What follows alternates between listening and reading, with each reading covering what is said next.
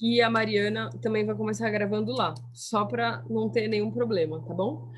E se vocês tiverem alguma dúvida, se a gente falar as coisas muito rápido, peraí, deixa eu abrir aqui o vídeo, né? Aí, estamos nós aqui novamente. Oi, pessoal. Se a gente falar as coisas muito rápido, se vocês acharem que tá muito confuso, vocês falam com a gente, tá Paula. bom? Oi. Paula. Aqui tá falando que eu tenho que pedir a permissão para gravar, só que eu acho que o host é a Mariana, né, que não tá mais. Não, eu acho que eu posso fazer, porque eu sou host, teoricamente. Peraí. Allow to record. Aí. Agora foi. Agora foi, obrigada. Então, perfeito. Gente, estão todos ouvindo bem? O Frank, Camila e Josiel. Se vocês quiserem mandar no chat, se está todo mundo bem. Ninguém vai entrar por telefone hoje, certo? Eu acho que não. Tá. Vamos ver. O professor Michel não vai conseguir entrar hoje, por isso que a gente está gravando. Tá ótimo. Pessoal, boa tarde. Bem-vindos a mais um módulo do curso de formação. Hoje, o objetivo do nosso encontro é o treinamento para o monitoramento. Por quê? O que acontece, né? Deixa eu compartilhar já a minha tela. O que aconteceu com essa situação de Covid e tudo mais? Uma das coisas que nós gostaríamos de ter feito era estar presente em Juruti, primeiro que fazer o curso presencialmente e também fazer o monitoramento das unidades demonstrativas que a gente implementou lá em 2018. Como não vai ser possível de nós irmos pessoalmente, a ideia é a gente capacitar uma equipe, e essa equipe tem uma liderança. A Camila é a líder da equipe de monitoramento, e a ideia é vocês ficarem responsáveis por fazer esse levantamento. Tanto para buscar esses dados, quanto para entregar os resultados parcialmente processados. E a ideia é que vocês usem isso também como publicações científicas, como iniciação científica, enfim, para também fazer parte da formação de vocês, tá bom? Hoje também, gente, se vocês quiserem fazer qualquer comentário, qualquer interrupção, por favor, fiquem absolutamente à vontade, tá bom? Hoje nós vamos tentar não demorar tanto, não levar 2 horas, que eu acho que é um tempo muito longo. Vamos nos manter aí para 1 hora e 15. Acho que a gente consegue abordar tudo que a gente tem para abordar hoje. De qualquer modo, vamos tornar isso um diálogo, né? Como a Paula colocou, podem abrir o áudio e falar e fazer perguntas quando estiverem necessários. Paula e Val. Oi. Só para avisar, a Andreice, ela mandou aqui no grupo que ela está assistindo com o Josiel, tá? Ótimo, então ela também está presente, só para avisar que ela não apareceu o nome dela, mas ela está maravilhoso. Que bom, Andreice, a gente fica feliz, porque é difícil mesmo, a gente está tendo que se virar nos 30 para conseguir se conectar todo mundo, mas muito bem, isso é sempre um teste, né? É sempre um aprendizado. De qualquer forma, vamos transformar isso em um diálogo, tá? Ontem foi uma apresentação, né? O módulo anterior, para quem está assistindo aí, foi uma apresentação. Agora começa o curso de fato, a formação da apresentação do que é o monitoramento e como a gente vai fazer isso juntos. Muito bem. Tá. Vamos lá. Gente, para vocês entenderem o que significa o monitoramento das acidez, é um processo muito simples, né? Depois que a gente fez a implementação, a gente tem que acompanhar os resultados, acompanhar como que as mudas estão crescendo, se elas estão crescendo, se precisou replantar. E além de todas essas observações mais técnicas, a gente também traz respostas mais subjetivas, que são, por exemplo, que podem mostrar como que o sistema está evoluindo, por exemplo, socioeconomicamente. Como que o plantio do sistema agroflorestal influencia positivamente ou negativamente a comunidade ou o agricultor e a sua família. Né? E depois, né, do levantamento, passou o levantamento, né? Não, ainda não. Ah, tá. Não, eu queria passar para o processamento. Não. Então, aí o primeiro passo que a gente faz é o levantamento de dados em campo. A gente, então, precisa planejar e entender toda a logística, saber onde que são essas áreas, entrar em contato com os agricultores, geralmente a gente fala com as lideranças, para eles fazerem o contato com os demais e combinar, falar assim, olha, tal semana estaremos todos e vamos passar em todas as unidades demonstrativas. E a gente tem que planejar e implementar bem todas as fichas de campo, ter isso impresso em mãos, com muita clareza de quais são os dados que nós temos que levantar. Se a gente fizer isso de forma muito coesa, muito bem planejada, a gente vai ter um bom processamento de dados, um bom resultado, né? Então, antes da gente entrar na entrega, vamos falar um pouquinho o que é esse processamento de dados. Vocês vão ver hoje aqui com a gente alguns exemplos do que as fichas de campo, do que as informações que estão lá no campo que a gente coleta se transformam depois de processadas. Uhum. Então, é importante digitalizar essas planilhas sempre. Você não pode confiar só na planilha de campo que foi gerada, você precisa digitalizar, mas também é importante manter as fichas de campo para registro sempre, porque muitas vezes você renomeia o arquivo, copia, muda de computador, tem um probleminha e perde a última atualização. Então, mantém as fichas de campo, não joga elas fora, digitaliza as planilhas e daí inicia o processo de sistematização e processamento desses dados. Como eu disse, a gente vai apresentar alguns exemplos de como a gente interpola esses dados. É bom lembrar que quando a gente fala processamento, não é uma simples cópia. Não é o que você foi em campo, coletou, tinha os dados lá coletados, e daí você põe eles no Excel só porque o Excel apresenta isso em linhas e colunas.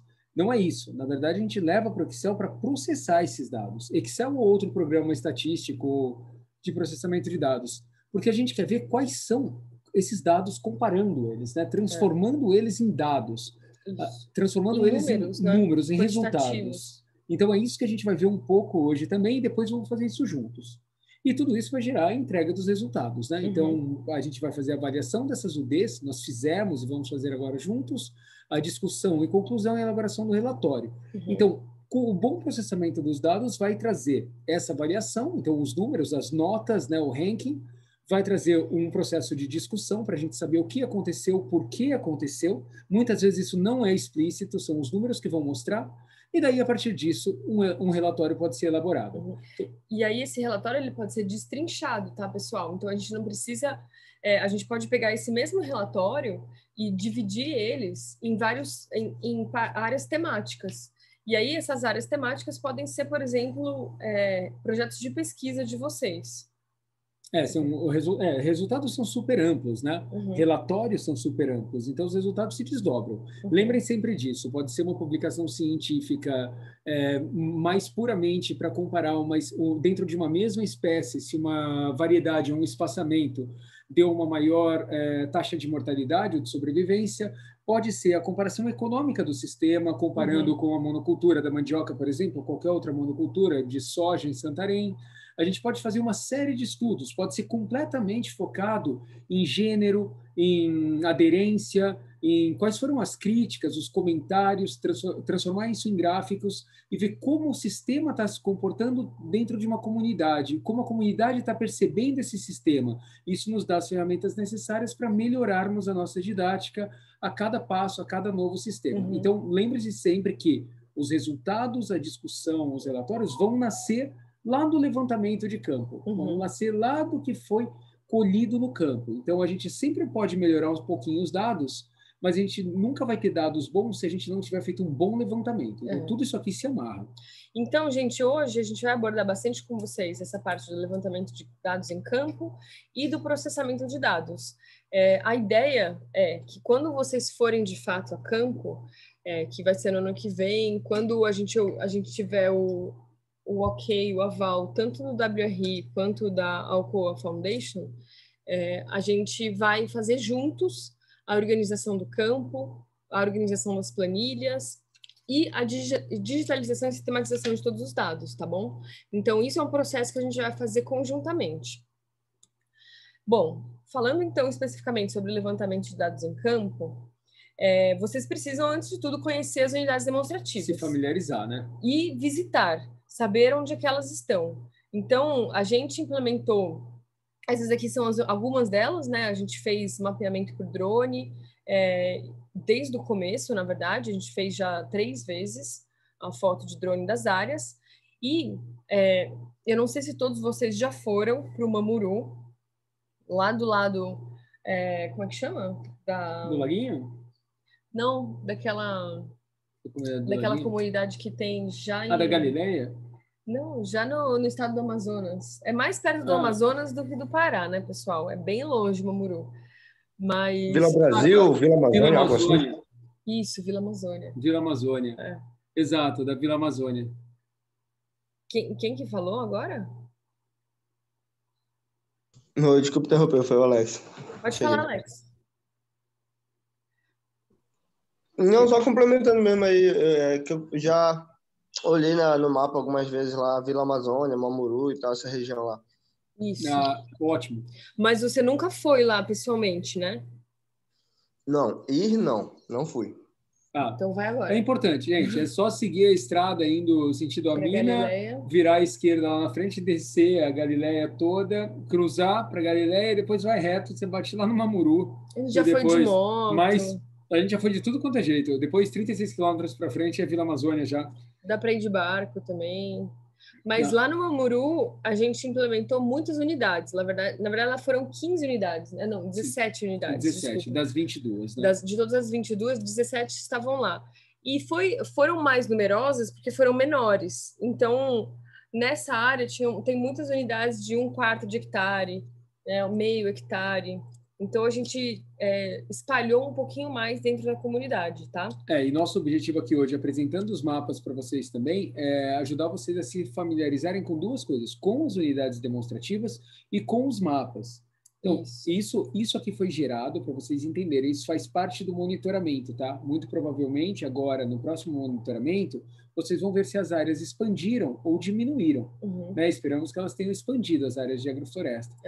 Daí vocês vão mapear isso com o uso de GPS e tem programinhas que a gente vai apresentar mais tarde que inclusive dá para usar no celular, que vocês conseguem delimitar áreas. Isso daqui é um resultado de um KMZ ou um KML, né, para o Google Earth, feito com GPS e plotado em cima de uma foto do Google Earth. Super simples. A gente estava com o GPS ligado no bolso e estava vindo de moto. Então, essa estrada que chega, né? Aí aqui fica a comunidade. Na verdade, são várias comunidades, né? O Mamuru tem várias comunidades. Então, aqui é a primeira comunidade, aqui é a segunda comunidade, aqui é a terceira comunidade. Uma é o Laguinho, a outra é o Peniel. A gente já vai olhar. Tem os nomes a gente já chega nas comunidades. Mas a ideia é essa, familiaridade agora com os locais que a gente vai falar. Iniciamos com 23 unidades, uma deixou de existir, se tornou outra, então são 22 unidades que a gente vai apresentar para vocês. Agora, essas são as do Curumucuri. Do Curumucuri é muito mais fácil para vocês irem. Ó. Aqui a gente está vendo o município de Juruti. Vocês conseguem ver o meu cursor, né? O cursor do mouse aqui. Sim, dá de ver. Beleza. Dá de ver, sim. Aqui à esquerda fica o município de Juruti, tá vendo? E aí, esses são os caminhos que a gente faz para chegar nas diferentes UDs. Cada uma fica em uma comunidade diferente, na verdade, né? Do mesmo jeito. Então, aqui as UDs são muito maiores, a maioria delas tem 1 hectare, e elas estão mais dispersas, né? Estão mais distantes uma da outra. Nós estamos usando a palavra UD de unidade demonstrativa, tá, gente? Se a gente falar alguma coisa que vocês não estão entendendo, ontem a gente, no primeiro módulo, a gente usou muito a palavra business as usual, e são esses pequenos jargões que a gente vai sempre enfatizar para vocês saírem desse curso com uma visão um pouco maior de desenho de projetos mesmo, né? Apesar desse módulo ser agora o de monitoramento.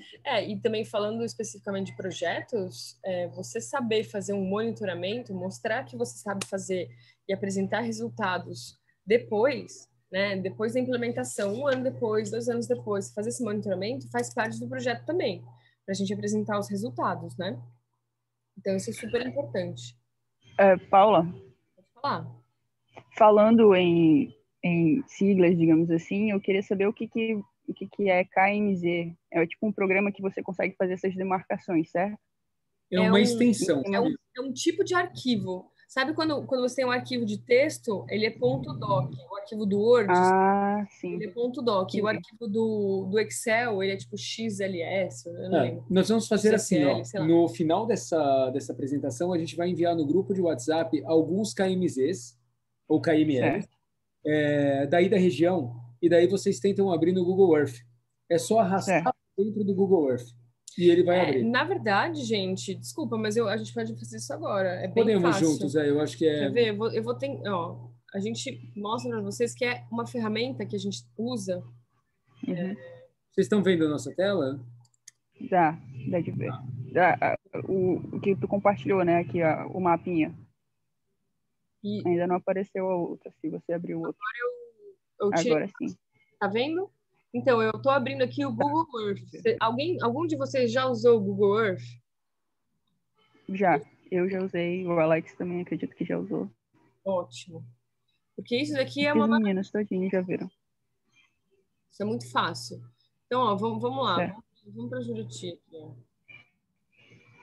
E a gente eu vou demarcar aqui uma área meio, como é que diz? Hipotética. Fictícia, hipotética. Pra cá, né? Aqui é Santarém, né? Aqui é Juruti, né? Aqui é Juruti Velho, né? Isso. Aqui, ó. Aqui é a cidade de Juruti, ó. Certo? Estamos em Juruti. Aí, ó, olha o que eu vou fazer. Eu vou escolher uma área para demarcar. Mas começa de novo, só todo mundo está acompanhando que a gente está clicando no terceiro ícone lá em cima. Mais perto. Ó, se vocês olharem no Google Earth, vocês estão vendo que tem o primeiro ícone ali dos arquivos, depois tem esse de marcar um PIN, que é o de marcar um local. Um local fixo. Adicionar local, e depois tem o do polígono. Adicionar polígono. Então, por exemplo, ó, eu vou... É que quando as fotos... Ele tem várias fotos, uma em cima da outra, né? Encaixadas, na verdade. Mas, ó, eu vou, por exemplo, aqui nesse igarapézão aqui, e vou demarcar uma área dentro desse igarapé. Então, eu cliquei aqui, ó, de novo polígono, tá vendo? E aí, ó, olha como ficou o meu cursor. Ficou um quadradinho. Aí eu venho aqui dentro e começo a desenhar o meu polígono. É um polígono. Tipo, é uma forma de qualquer formato. Então, eu faço o formato do rio. Ó, tá vendo? E isso a gente pode fazer desde um hectarezinho pequenininho, que é o nosso sítio, é o sítio da nossa família, que a gente está querendo planejar e fazer um bom trabalho lá, ou até do município inteiro, sabe? Ah, tá. Entendi. Eu tô relembrando agora as aulas que a gente teve de... Agora, só uma coisa, ó, você renomeia agora dentro da caixa. Igarapé, Juruti. E daí, certo? muda as cores. Eu posso mudar a cor dele, eu vou colocar ele mais amarelinho, ó. Ok? Essa e aí é a cor ele da pode linha, ficar opaco. Essa é a cor da linha, só. Ah, desculpa. Esse o de baixo é a cor do polígono. Certo. O preenchimento. Opaco, tá? Ele não precisa ficar super escuro, ele fica meio transparente. E por último, e mais importante, a última parte da caixinha ali são as medidas. Ó. Então, você tem milhas muda ou sempre, em quilômetros. Esse é o perímetro. E aqui em hectares. Então, ó, essa área que eu demarquei aqui tem 754 hectares. Certo? E daí, quando você dá um OK, ele salva automaticamente, ele cria uma layer, né, uma camada dentro do Google Earth, que chama Igarapé Juruti. Foi o nome que a gente deu agora. E daí, se você quiser compartilhar isso, você vai lá, clica com o botão direito. Certo? Salvar lugar como, tipo, salvar como, e aí você vai salvar isso, eu vou salvar aqui no meu desktop, Igarapé Juruti. Ó, tá vendo? KMZ, Save as Type, é o tipo do arquivo. KMZ ou KML. Entendi. A gente não precisa, eu acho que o mais importante desse ponto que a gente está apresentando é que a gente não precisa de ferramentas muito complicadas de SIG, como o ArcGIS, o QGIS, não que sejam complicadas, é muito importante vocês saberem também. Mas a gente não precisa se a gente tiver Google Earth para essas tarefas mais simples, como demarcar o perímetro, saber a área, compartilhar uma área, falar, olha, o sítio que eu vou implantar, ou expandiram a agrofloresta lá no Mamuru, e a gente está aqui, vocês têm que passar um relatório para o doador de um projeto, né? Ou para o financiador de um projeto. Então, tá bom, então me manda a área. Você fala, nossa, como eu faço isso?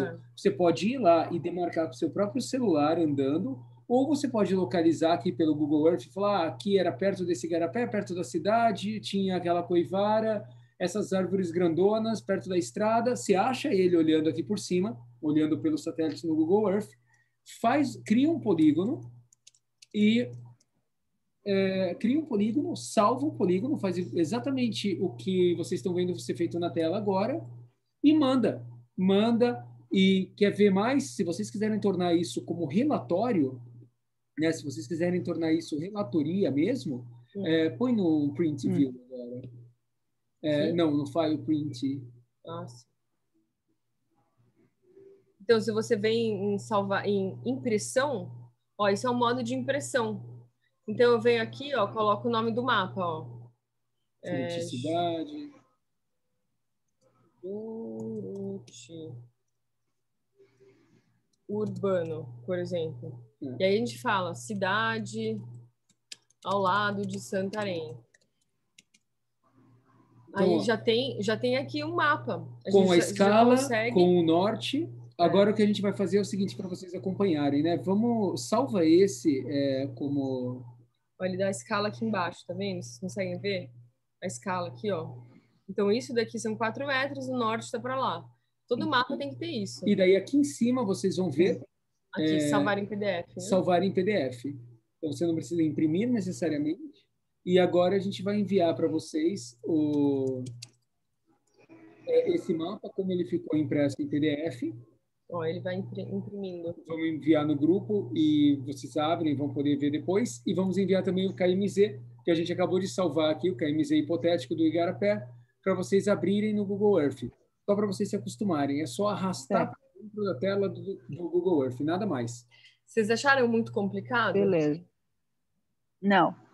Não, eu não, porque agora que eu relembrei algumas aulas que a gente teve também. Legal. E aí eu não lembrava do detalhe do KMZ, né? Que no caso é o formato que fica. Mas foi muito bom você ter colocado. Você falou. Porque abriu o precedente para a gente trazer como nós mapeamos. Como que a gente faz a relatoria de mapas, né? A gente vai falar mais sobre isso depois. E é muito importante que vocês tragam dúvidas, né? Sim. Mas é basicamente isso. Usando o Google Earth, a gente consegue fazer praticamente tudo. Exato. Tá bom. Só para vocês verem como é que fica o mapa exportado. Ó, esse é o mapa que a gente acabou de fazer juntos. Super simples, claro. É a imagem de trás com o delineamento que a gente fez, mas você percebe que isso, na verdade, é super útil. Ainda mais se você vai fazer uma publicação sobre um lugar específico, você precisa apresentar claramente de onde vocês estão falando. E aí o Google Earth é uma ótima ferramenta para isso, tá bom, gente? Ok. Legal. Obrigada pela pergunta, Camila. Muito bom. A gente vai arrastar para o grupo para eles. Depois eu coloco. Tá. Depois eu coloco lá no grupo para vocês verem e tentarem. Mas daí a gente deixa isso daqui gravado e aí vocês acompanham a gravação se vocês tiverem alguma dúvida também. Ou manda pergunta no grupo, tá? Bom, então, tendo as UDs mapeadas, então essas são as UDs que a gente falou, né? As do Planalto Mamuru e da Gleba Curumucuri. E totalizam 22. Totalizam 22. Então, essas aqui foram as primeiras UDs. Na verdade, a UD número 19 deixou de existir quando a gente foi implementar. E aí tem o nome dos agricultores responsáveis. Isso tudo aqui vocês vão ter disponível, tá, pessoal? O nome dos agricultores, o nome da comunidade. Então, quais são as comunidades do Mamuru? O São José do Laguinho, o Santo Antônio do Murituba e o São João do Laguinho. São essas 3. Aí lá no Curumucuri tem a comunidade São Paulo, Santa Maria, o Cristo Rei, o São Benedito e no Santo Hilário, que é lá na Marliane. Aí a área de cada uma delas, qual que é o uso primário, ou seja, qual que é o principal foco, principalmente da espécie agrícola, né? Ou esperança. Ou esperança. Aí mandioca ou gado. Geralmente ficava entre esses dois, ou mandioca ou gado, né? E aí, quem que era mais atuante, se era o homem ou a mulher na família? Que estava liderando o plantio, na verdade. Se tinham jovens e se estavam envolvidas lideranças, né? Lideranças da comunidade. Se os líderes da comunidade, se essas pessoas são líderes de alguma instituição representativa. É difícil de identificar isso, né? A gente vai falar mais em como identificar o que é um líder, mas normalmente a gente identificou quem estava presente em uma cooperativa, que era presidente de uma associação, que tinha uma função mais específica na comunidade. Não significa que as pessoas que não são líderes não são respeitadas ou bem vistas, ou que têm suas funções muito bem definidas também. mas a gente fala também lideranças porque eles são influenciadores, né? São pessoas que têm influência sobre a comunidade, né? Então, a dona Fátima aqui, ela é vice-presidente do sindicato, o Nelson, ele era tipo tesoureiro do sindicato, a Maria Angelina, que é a mãe da Thaís, ela era... Ah, não, desculpa, a Marta, ela era representante da associação deles lá no Murituba. O Oscarlinho também era presidente da associação no São José do Laguinho, e a Marliane é vice-presidente da cooperativa também. Da Coafajura. Da Coafajura. Então, é muito importante a gente lembrar quem são eles, tá, gente? E quando vocês forem a campo, a gente vai falar de cada um deles separadamente. Acho que outra coisa legal seria a gente mandar para eles depois os relatórios dos 2 últimos monitoramentos, para vocês olharem todo o documento, verem se tem alguma dúvida e se familiarizarem um pouquinho mais com todas essas pessoas que a gente está falando e como é que está a área deles hoje, tá? Bom, agora a gente vai entrar no que é o diagnóstico de fato, né? Outra vez, vocês vão ter tudo isso em mãos, vocês não vão para o campo sem estar respaldados, sem ter estudado, estar familiarizados com tudo que já foi feito. Então, entendendo as metodologias, e além disso vai ter esse vídeo construído aqui juntos, que a gente está fazendo, para vocês entenderem o que vocês vão fazer em campo. Isso. Acho que, só para reforçar, a gente vai falar aqui de ferramentas de diagnóstico rural rápido, ferramentas de entendimento do contexto, né, de aquisição de conhecimento local. E essas ferramentas, elas são usadas tanto para você iniciar um projeto, para você entender o contexto e avaliar a linha de base das pessoas que estão vivendo lá e quais são os desafios que elas enfrentam e quais são as soluções que a gente pode apresentar. Então, sempre a gente faz um diagnóstico para iniciar um projeto em qualquer lugar, ou a gente usa as mesmas ferramentas de diagnóstico para o monitoramento, né? E por isso que a gente está trazendo essas ferramentas aqui, porque são essas mesmas ferramentas que a gente aplica no monitoramento. Então, vamos lá. Primeiro, a gente chama de RRA, é o que está entre parênteses ali, depois de diagnóstico rural rápido, porque é a forma em inglês de chamar, que é quem deu um nome a esse método, que é o Rapid Rural Appraisal. Tem esse nomezão aí, depois vocês escutam de novo para buscar, porque é importante frisar que é Rapid Rural Appraisal, porque se vocês quiserem ver mais a fundo outras ferramentas de aquisição de conhecimento local, em inglês tem mais coisas. Então, o Google vai ser mais legal com vocês se vocês buscarem em inglês. Nesse caso específico, buscando essas ferramentas. Tem muita coisa. Quem quiser estudar ou focar mais e aproveitar esse momento dos monitoramentos aí de Juruti para se especializar em tipos de aquisição de conhecimento local, tem muita coisa que vocês podem estudar sobre isso. Algumas das metodologias que a gente utilizou, que provavelmente vocês vão utilizar, principalmente em uma nova implantação, o free listing, por exemplo, né, que a gente vai falar um pouquinho. As outras você usa sempre, no monitoramento, mas todas elas podem ser usadas transversalmente, seja no início, no meio, depende como você monta. Então, é uma ferramenta livre que você define. O próprio free listing, do inglês, significa listar livremente, né, listando livremente, ou listar livremente, que nada mais é do que falar de forma completamente espontânea sobre o sistema, sobre o que for a pergunta. Então, eu vou dar um exemplo prático. Você vai em campo e você não sabe quais seriam as melhores espécies para serem plantadas. Claro que você sabe. Você tem um professor de agrofloresta, o professor Michel foi lá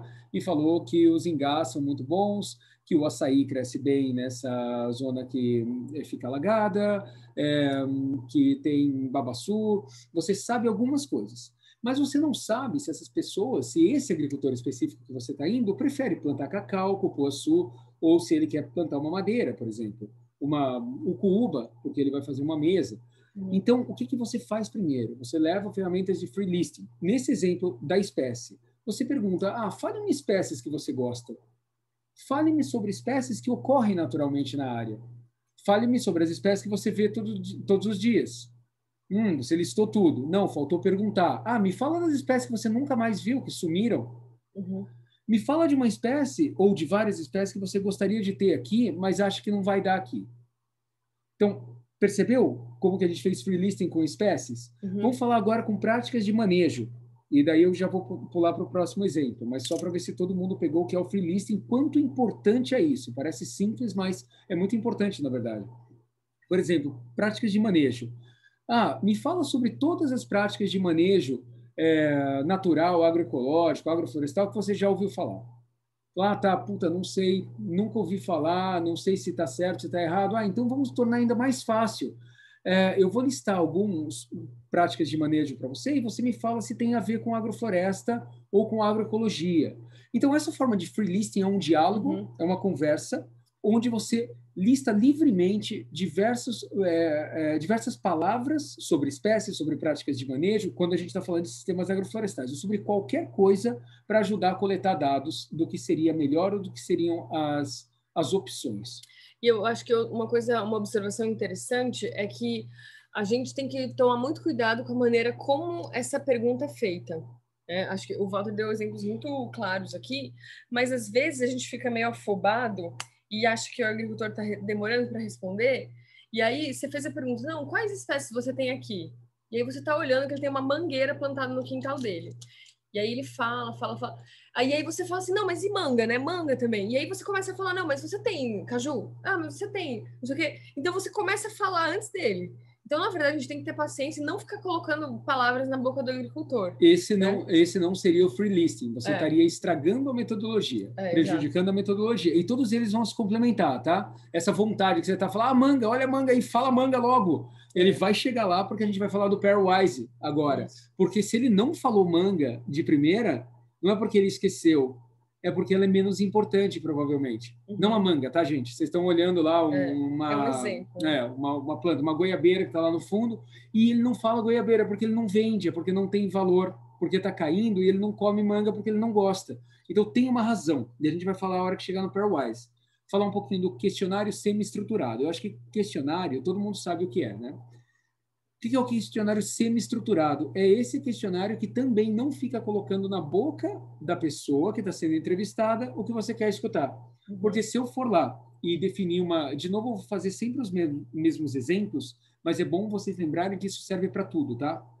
Mais tarde vocês vão estar trabalhando com uma comunidade indígena que não faz agricultura, que não faz agrofloresta. E vocês vão usar isso daqui para entender que tipo de manejo eles fazem com a floresta ou que tipo de espécies eles caçam.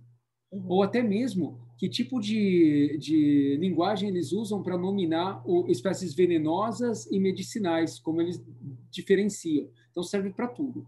Então, vamos lá. Questionário. O que seria um questionário nu e cru? Você chega e cria a pergunta assim, você prefere queimar a floresta ou preservar? Eu não consigo imaginar um agricultor em sã consciência que escrever assim, queimar. Mesmo que ele queime e faça coivara todo ano, ele vai entender que você é um estudante, que você é um extensionista, um multiplicador de agroflorestas, um profissional, um engenheiro, um agrônomo, que não quer escutar que ele vai queimar. Então, você estragou o método. Só vai servir para inglês ver, para você mesmo. Falar assim, todos, 100% dos agricultores preferem conservar. É óbvio que eles vão responder que preferem conservar. Então, o questionário semi-estruturado é aquele que oferece uma estrutura, mas não é travado, não é engessado. Então, a pergunta que você faz é, no caso de você precisar alimentar a sua família, e a única prática que você conhece é a coivara, até quantos hectares você estaria disposto a fazer corte e queima para produzir comida para a sua família? E se sobrasse tempo disponível, fale-me um pouco de quais seriam as práticas de conservação que você utilizaria ao redor dessas áreas. Então, de uma forma bem genérica, não use essa pergunta que eu fiz, tá? Eu falei espontaneamente aqui uma coisa genérica. Mas você constrói perguntas abertas. Fale-me um pouco das maiores dificuldades em queimar a floresta. O que seria, no seu ponto de vista, práticas alternativas para queimar menos e fazer agricultura de uma forma diferente? Então, quando você oferece essa abertura, o agricultor, a agricultora, o indígena, o investidor, qualquer pessoa nas suas vidas, vocês falarem com os pais de vocês e perguntarem as coisas de uma forma mais aberta, vocês vão ter respostas mais ricas do que se for uma pergunta travada de sim ou não. Sim. Vocês entenderam como essas duas ferramentas funcionam? Pode falar, gente. Eu acho que todo mundo entendeu, tudo bem. Eu acho que só para complementar, essas duas ferramentas se complementam, tá? Então, respostas mais subjetivas, a gente traz os questionários semi-estruturados. e coisas mais objetivas que conseguem ser mais quantificáveis, a gente traz no free listing também. E da mesma maneira, o pairwise, esse outro que está aqui, é o terceiro item, ele viabiliza, ele faz com que a gente consiga trazer para um quantitativo uma percepção meio qualitativa dos agricultores. Meio qualitativo. Vocês entendem a diferença? Eu acho que a gente vai falar primeiro dos mapas conceituais, para poder fazer um exercício de pairwise junto com vocês aqui. Porque se vocês dominarem essas 3 ferramentas, nem mesmo o mapa conceitual, mas se vocês dominarem essas 4 ferramentas que nós estamos falando, e Google Earth, e forem capazes de fazer um uso de Excel, a gente já está um enorme passo andado na construção de projetos, tá? Fazendo sempre aquele paralelo entre o que é o monitoramento, porque a gente vai fazer muito uso de não deixar ser coisas isoladas. Os conhecimentos sempre se complementam. Então, tudo que vocês aprenderem aqui na prática do que vai ser o monitoramento vai ser usado para construir projetos, tá? E lá nos projetos também vocês vão ver muita coisa que vão beneficiar na construção de um bom método de monitoramento. Então, eu já... Mapa conceitual. Vamos para o mapa conceitual? Quer falar um pouquinho do mapa conceitual? Mapa conceitual, gente, na verdade são os agricultores que fazem, né? A gente pede, então, para eles construírem, desenharem juntos. Na verdade, a gente pode fazer junto, ou eles podem fazer por eles mesmos, depois a gente constrói uma visão geral. Depende muito de como você está fazendo isso. Então, por exemplo, aqui à direita, nessa imagem à direita, a gente pediu para cada um dos meninos fazerem um desenho de como que eles veem a propriedade deles e aonde eles iriam alocar o sistema agroflorestal deles. Então, isso é um mapa conceitual. Ou então, por exemplo, eu posso perguntar aqui para essa agricultora, eu posso ir perguntando para ela e eu vou desenhando ao mesmo tempo que ela vai falando, dependendo de como que a gente está fazendo isso. Né? Se a gente tem um tempo maior com eles sentados em um lugar fazendo como um workshop, né, uma oficina, a gente faz dessa maneira. E aí depois cada um deles apresenta e mostra como é que é. Então, e esse mapa conceitual, ele pode ser feito de uma área de plantio, da propriedade, da família, pode ser feito da comunidade, pode ser feito de uma área de floresta, pode ser feito da própria cidade, né? Então, a ideia é a gente captar a percepção dos agricultores sobre o espaço, sobre o ambiente onde eles estão. Permita-me exemplificar um pouquinho. Se a gente, nos termos da foto do meio, por exemplo, onde a Paula está escrevendo ali, desenhando esse mapa conceitual, todos eles vão ser iguais, vão ser com o nosso ponto de vista. Então, a gente cria croquis conceituais a partir de como os agricultores, né, nesse caso, falaram de que era o plantio deles, a área deles, ou a comunidade, ou o que for. É importante, os mapas conceituais são extremamente importantes porque são outra forma de percepção. Porque algumas pessoas falam muito bem, têm uma oratória muito boa. Outras pessoas desenham muito bem. Algumas fazem tudo muito bem, outras fazem tudo muito mal. Tem todo tipo de pessoa. Mas você vai lá e vai falar com uma pessoa que ela vai ser tímida e não vai conseguir nem olhar no seu olho, nem falar direito com você. Mas quando você pedir para ele desenhar, ele vai trazer um desenho maravilhoso. É igual pessoas que são melhores em música ou melhores em esporte. Cada pessoa tem uma maneira de se expressar. Então, é importante dominar todas as ferramentas. Um exemplo prático de como é importante criar mapas conceituais é quando você faz um mapa da comunidade, por exemplo. Pessoas vão desenhar coisas completamente diferentes da mesma comunidade. Uma criança vai dar importância em desenhar coisas que são mais importantes para ela. Uma família que é evangélica vai desenhar a igreja evangélica muito mais notável, de forma notável, bem desenhada, do que a outra família que não é. Logo, uma família católica vai desenhar no centro ou vai mostrar onde está a igreja e, às vezes, vai até esquecer de outra igreja que ele não frequenta. Uma família que faz coivar em determinada área, talvez desenhe uma área que ainda está com floresta já queimada, já com plantio, porque o mapa conceitual traz a possibilidade de viajar para o passado ou para o futuro. Ele tem a liberdade de olhar para o ambiente e dizer como ele vai ser. Então, você pode prever ali e ver toda uma roça plantada e falar, nossa, então aqui está a roça. Fala, não, vou plantar mês que vem. Mas já aparece esse resultado em um mapa conceitual. Uma família que pesca mais vai desenhar o rio talvez muito maior do que outra família que nunca nem foi até lá no rio.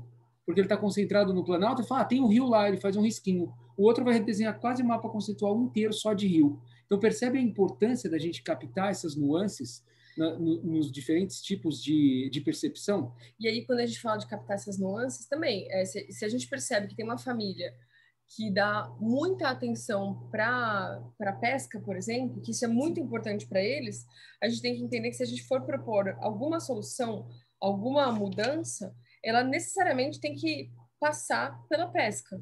Se tem uma outra família que dá muito valor para a igreja, talvez a gente deva fazer alguma oficina e envolver pessoas que estão atuando na igreja. Então, tudo isso nos dá dicas ou dá direção de como agir no projeto e quais são os resultados também do projeto, né? Alguém vai falar alguma coisa? Estão todos aí, só é importante fazer um check que a gente está compartilhando tela, só para saber se está todo mundo vivo. Está todo mundo online. Aí, o Alex está aí. Eu estou vendo. Tá, todo mundo vivo, maravilha. Tá bom. Gente, aqui. Beleza. Ótimo. Obrigado. E qualquer coisa vocês falem no grupo do WhatsApp, tá? Se alguém cair também, só falar no grupo de WhatsApp. A Mariana nos ajuda aqui, para um pouquinho, a gente fala, a gente volta um pedacinho e de qualquer forma vai estar gravado, sempre lembrando. Eu vi aqui que o Alex comentou no chat, perguntas abertas, respostas ricas. Exatamente. E perguntas bem feitas também, né? A gente tem que sempre focar na qualidade da pergunta. A gente foca na qualidade. Se o input tem qualidade, né? Input, essa é outra palavra, né? Como insumo. Se a entrada é boa, a saída quase sempre vai ser boa. Então, bom sempre lembrar disso. Como na nutrição do solo. Então, vamos passar agora para o pairwise. A gente falou de uma forma muito conceitual e, bom, é importante frisar isso, né? Qual é a diferença entre quantitativo e qualitativo, né? Eu acho bom a gente falar um pouquinho sobre isso. Eu acho que todos vocês sabem, só vou frisar que o qualitativo, ele mostra as coisas com a qualidade delas, com adjetivos que qualificam, enquanto o quantitativo dá números, dá peso. E na hora de dar peso, a gente tem uma outra ferramenta, a gente separou essas 4 para vocês hoje, que é o pairwise, que a gente pode rapidamente explicar junto como funciona. Eu acho que o pairwise vai ficar claro quando a gente for mostrar as fichas de campo. Perfeito. A gente pode mostrar um exemplo para ficar bem mais claro. A gente não termina essa session de hoje sem passar para vocês um exemplo de como funciona um pairwise. Mas vamos passar então. Deu para entender, fora o pairwise, que a gente não falou ainda, o que são as 3, certo? Lembra, dominando isso, um pouco de Excel e usando o Google Earth para mapeamento, vocês estão completamente aptos a fazer monitoramentos e construir propostas. E acho que só para complementar, que a gente não falou de fato do pairwise, mas o pairwise, o resultado que ele vai apresentar para nós é como um ranking de qualquer coisa. Então, por exemplo, se a gente faz um pairwise de espécies, com o pairwise a gente vai saber quais são as espécies mais importantes e as menos importantes para aqueles agricultores. Se a gente faz um pairwise de práticas de manejo, por exemplo, a gente vai saber o que é mais difícil para eles e o que é menos difícil para eles. Então, a gente consegue ranquear as coisas. E aí, gente, eu acho que eu só queria rapidamente dar uma ideia para vocês. Por exemplo, a gente está falando dessas 4 metodologias. Vocês vão, um final de semana, em alguma comunidade e começam a fazer um free listing com vários agricultores. Quais são as espécies medicinais que vocês usam? E aí a gente começa a lista as espécies medicinais. Aí o questionário é estruturado. Você pergunta para eles como que eles usam cada uma dessas espécies, em que situações que eles mais usam, com quem eles aprenderam, que diferenças que eles notam entre outras comunidades e eles do uso dessas espécies medicinais, dessas plantas medicinais. Aí você pede para eles montarem um mapa conceitual da comunidade, da onde que eles mais coletam essas espécies medicinais, onde que elas são mais comuns no entorno. E, por fim, você faz um pairwise com essas espécies para saber quais são as mais frequentemente usadas e quais são as menos frequentemente usadas, quais são as mais comuns na paisagem, quais são as menos comuns. Gente, em um final de semana, se você fizer isso com 20 agricultores, você já tem dados suficientes para fazer uma publicação sobre etnobotânica medicinal, de espécies medicinais. Com certeza. Esse processo que a gente está passando para vocês hoje, anotem isso. Esse é um processo de design thinking. Design thinking. Ou design da forma de pensar. Tá? Então, isso é design thinking, a gente vai escrever aqui no chat. É um processo onde você coordena as ideias. Senão você vai conversa com um monte de gente, você não sabe por onde começar a escrever, dar sentido para as informações que você colheu. Então, o free listing muitas vezes é usado também, você pode fazer no papel, na lousa, cada um fala uma coisa, você vai anotando tudo, e depois você faz agrupamento das coisas que fazem sentido. E isso a gente vai entrar mais na parte de construção de sistemas agroflorestais, né? Como a gente cria os módulos, e seria outro assunto já. Mas a gente agrupa as espécies a partir de um free listing. Daí a gente passa a agrupar elas nos grupos que elas fazem parte. São de ciclo longo, se são de produtos florestais não madeireiros, se são de difícil aquisição, se são de valor de mercado, e por aí vai. Então, é isso que a gente está trazendo aqui. Se vocês tiverem essa lógica, vocês publicam, vocês constroem metodologias. Então, vamos nessa. Deixa eu ver. Bom, esse slide está meio denso, pessoal, e eu não quero passar por ele todo. Eu acho que a gente vai disponibilizar essa apresentação e aí a gente pede que vocês leiam com mais calma e atenção. Mas aqui do lado esquerdo, a gente colocou, então, quais são os dados que a gente inclui no questionário socioeconômico. A gente fala socioeconômico, mas é um questionário semi-estruturado também. Então, algumas informações que nós precisamos coletar para entender como que está a comunidade em resposta ao sistema agroflorestal. Então, a primeira coisa, são indicadores de influência. Isso a gente vê perguntando o número de visitantes e o que as pessoas, quais foram as percepções de pessoas externas àquela família da comunidade. Então, lá na Marliane, ela fala, não, ó, meu vizinho veio me visitar e ele falou que ele gostou muito. Ah, o meu primo veio visitar e ele falou que isso é muito complicado. Então, isso é um indicador de influência. Ele vai mostrar para a gente quanto que esse sistema ali está influenciando pessoas do entorno. Né? Então, a gente vai saber quantas pessoas que foram visitar e tudo mais. Indicadores de aderência, eles mostram quanto que, de fato, aquilo fez sentido para o agricultor. Ou seja, a gente pergunta para ele, você pretende replicar esse sistema em outra área? Ou aumentar o sistema que você já plantou? Você faria um outro desse parecido com esse? E, principalmente, você vai continuar praticando a coivara? Esse tipo de coisa, a gente começa a entender até que ponto que a gente ter feito isso com o agricultor vai mudar a percepção deles e o uso do solo deles que eles vão fazer nos próximos anos. Né? Aí, ó, quais as principais dificuldades do manejo? Isso daqui a gente faz por pairwise, a gente vai mostrar para vocês já já. Indicadores de gênero também, ou seja, como que está dividida as principais atividades envolvidas no sistema agroflorestal por gênero. E, na verdade, não é nem necessariamente por gênero, mas pela pessoa da família. Então, o que é feito pela mulher, o que é feito pelo homem, o que é feito pelas crianças, o que é feito por um terceiro que eles contratam, por exemplo, né?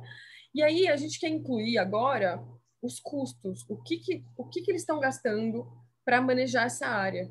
Se eles estão comprando insumos, se eles estão comprando mudas e sementes, se eles contratam mão de obra, ou se eles fizeram aquisição ou aluguel de algum tipo de equipamento ou maquinário.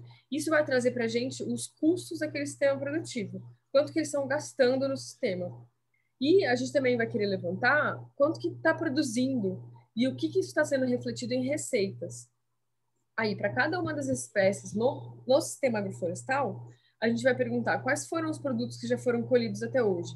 Quem já colheu a mandioca, quem colheu milho, quem colheu banana, quem colheu melancia. Isso tudo a gente vai perguntar. E quanto que colheu?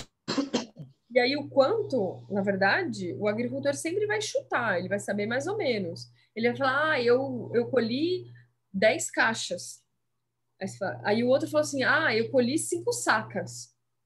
O outro vai falar, eu colhi um caminhão. Nenhum deles falou em quilo. Nenhum deles. E aí você vai ter que entender o que ele falou e transformar tudo isso numa mesma unidade. Então, você vai ver, então você colheu 5 caixas, mas que caixa que é? Aquela caixa ali? Aí você enche a caixa e levanta, você fala, então tinha o quê? Tinha quantos? 20 quilos aqui dentro da caixa? Ou tinham 25 quilos? Não, então beleza. Então, daí você já começa a ter uma noção, porque isso não vai ser exato, né, gente? A mesma coisa é saca. É saca de milho? É saca de soja? É saca de abacaxi?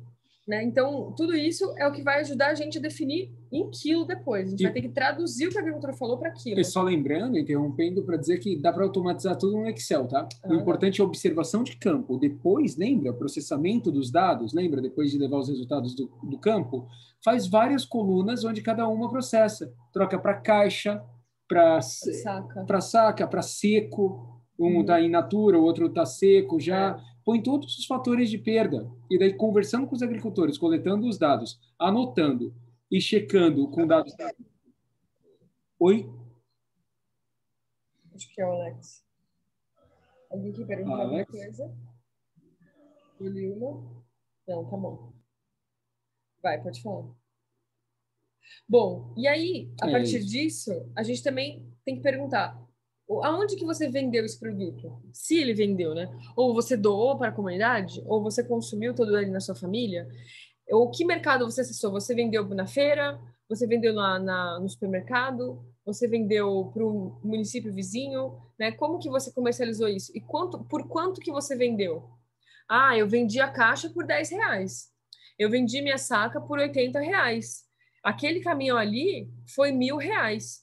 E aí, quando você sabe o volume de produção e o preço da venda, você vai saber quanto de receita que gerou aquele sistema, né? E isso agora, gente, é muito importante para a gente acompanhar a produção das áreas que foram plantadas, tá bom? E isso tudo a gente vai levantar nesse momento de questionário. A gente senta com um papelzinho e conversa com o agricultor. Vai falando as coisas e vai anotando tudo que ele fala para a gente, tá? E aí, aqui no outro lado, do lado direito, é a análise do sistema estabelecido. Então, a gente vai na área e vai olhar como é que tá, o que aconteceu lá. Então, a primeira coisa que a gente vai ver, o que tem de mortalidade, o que morreu, o que não pegou bem. Então, teve muda que morreu? Teve bananeira que morreu?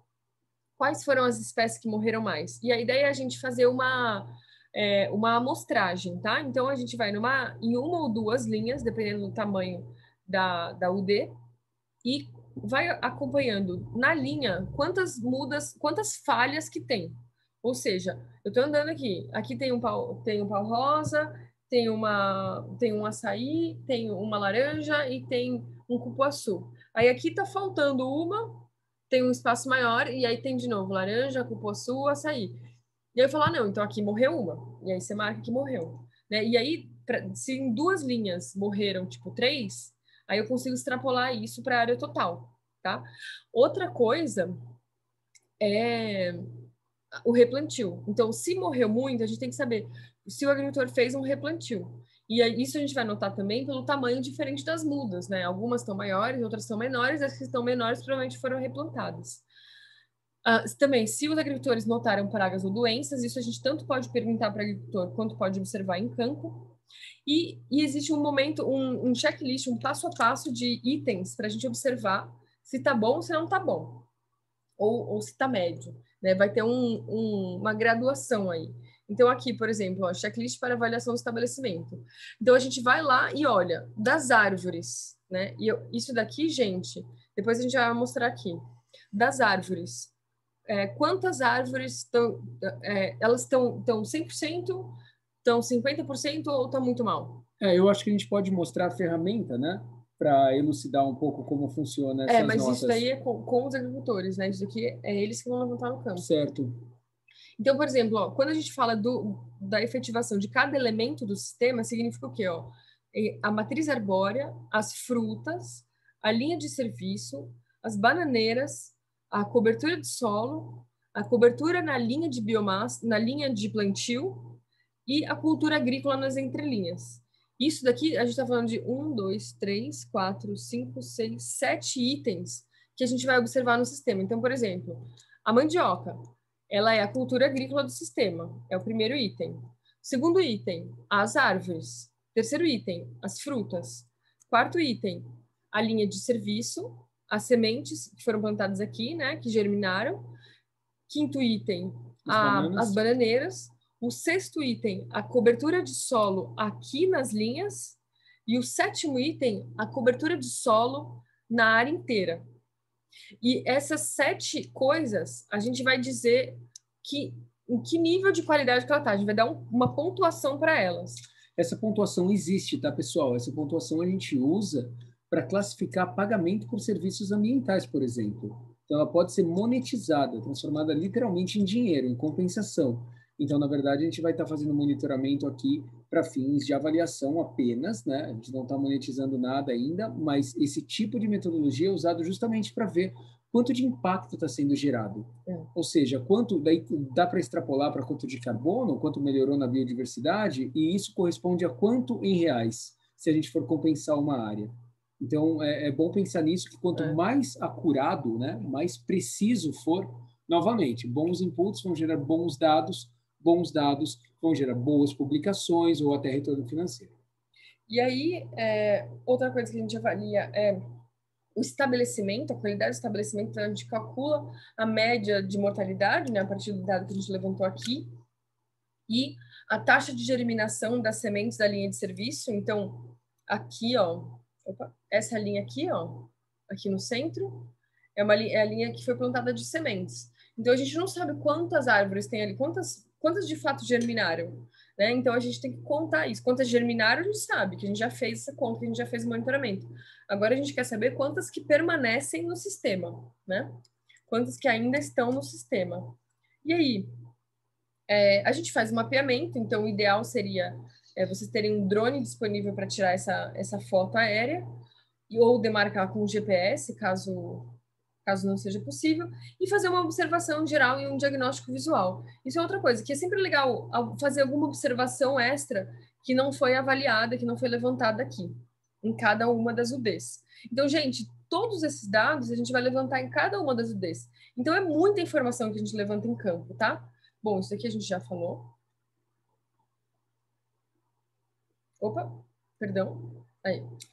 Essa é a ferramenta que nós utilizamos junto com os agricultores, mas vocês também podem utilizar a partir dessa ferramenta para fazer avaliações. Dependendo, tudo depende de quanto de recursos tem disponível, quanto tempo vocês têm em campo. E essa é uma ferramenta simplificada, tá? Que ela dá notas ou, de forma qualitativa, te diz se o sistema está muito bom, médio, insatisfatório ou perigoso. Além disso, ele é um sistema, ele é um monitoramento que ele já traça um receituário. Ele tem lá embaixo em o que fazer agora. Então, ele está dividido em bloquinhos, onde a cada 2 meses, né, no intervalo entre meses, ali você faz para janeiro e fevereiro, depois para março e abril, depois para maio, junho, julho, agosto, setembro, outubro, novembro e dezembro. Daí você vai lá por blocos também. Aqui a gente dividiu em 4 blocos. A linha de serviço, o roçado, as arbóreas, né, as árvores, e as frutíferas. Então, você vai em um bloco desse, suponha que...